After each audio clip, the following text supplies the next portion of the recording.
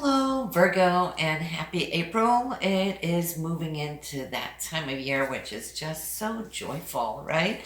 Sun coming back, warming us up, especially there in the south. That's had cold spells from that polar vortex here this winter. So my heart goes out to all of you in Texas, right? That's gone through that. Oh my goodness. If it's not one thing, it is the other. But hey, Virgo, I can see how you in the month of March really was working on your relationships, what it is you wanted out from it, what you could put into it, how you can invest your time and whatnot. And this now is bringing you more into how you're going to be sharing those things, your resources, whether it's emotional resources or financial resources. The Sun and Venus are cruising together as we start off the month of April. And of course, Venus is all about love, it's about romance, it's about beauty, all those beautiful artifacts right now. And since it is in your eighth house, we're kind of looking at the money aspect of it as well. And that would be more, how are you sharing your resources with your partner, right? Is it something that you're happy with? Is it something that's working for you? Or do we need to look into it and start balancing out, tweaking it, right? But then again, also, it's about investments.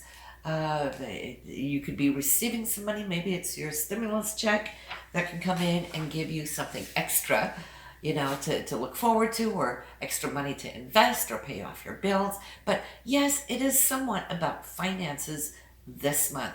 Not as much as your money income, like per week or per month. That's more the second house values. I think there we go. Yep, and the camera just seemed to be sliding down a little bit. Anyway, yeah, the second house is more to do with your weekly, monthly income, what comes in, what goes out, what you're earning, and so forth. But the eighth house is more investments and savings and so forth. So I'm really liking that for you because you might be able to put money aside or maybe into some investments that can grow your money, because if it's sitting in the bank, is it really paying you anything back? No, not really. And a lot of people are getting on board with, say, for example, cryptocurrencies, micro trading, and so forth, day traders, and so forth. And that seems to really be catching on for a lot of people right now.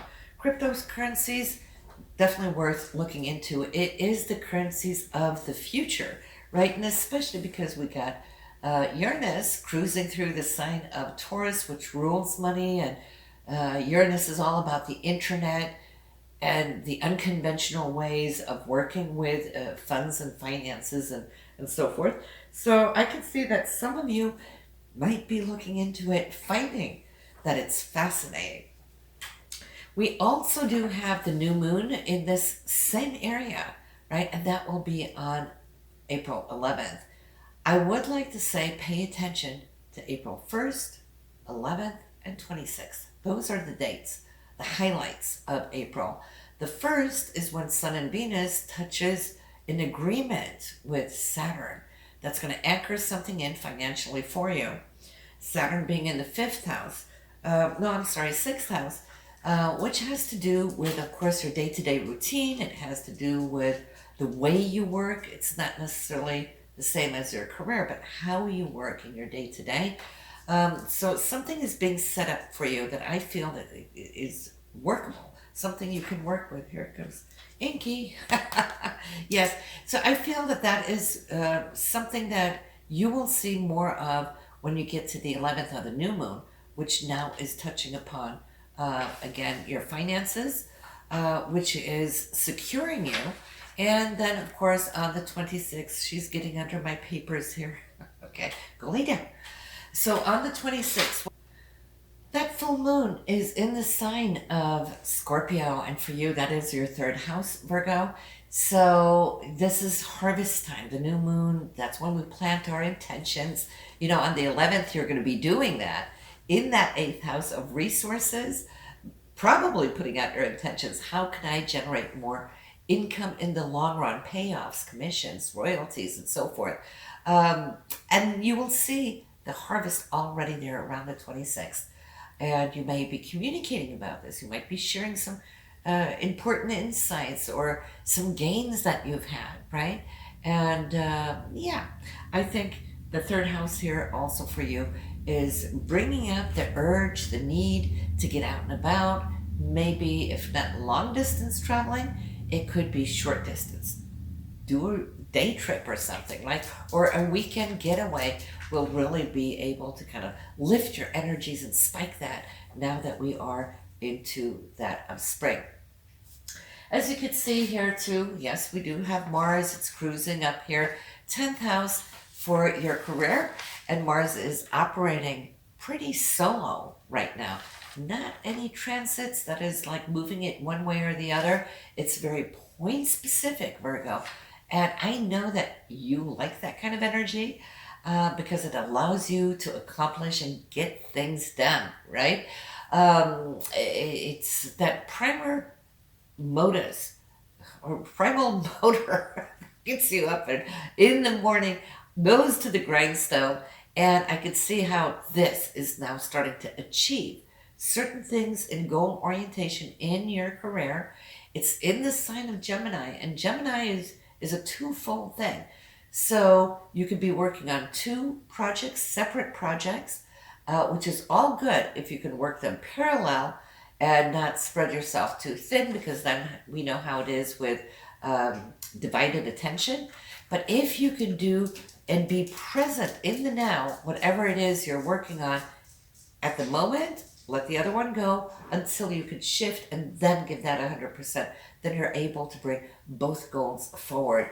So it's a dual aspect, but it's focused, and there's a lot of communication that might be important to you, Virgo, this month, because it is in the sign of Gemini, and Gemini communicates, right? It's ruled by Mercury, but so are you. So that's why I'm feeling that that is a good thing. Now we got a few areas in the chart not really having any planets coming in. That doesn't mean that there's no action in those areas. It just means that that's not exactly where the energy is going. Where your focus this month, it is all about your shared resources. It's about how you work on a day-to-day basis, right? And then long-term, yes, it is you know, setting yourself up for creative cycles where you can transform the way you bring out that creativity, that level of creativity that you have. And so many Virgos have that, and I'm sure you're probably one of them. And it's kind of looking at, even if you haven't done it in the past, doesn't mean you can't bring it up and do it in the now, right? It's allowing yourself to dive into new areas and check it out and explore it. And this is such a great month for doing so. And why is that? Well, because Mars is giving you that extra oomph to get up and going and diving in, right?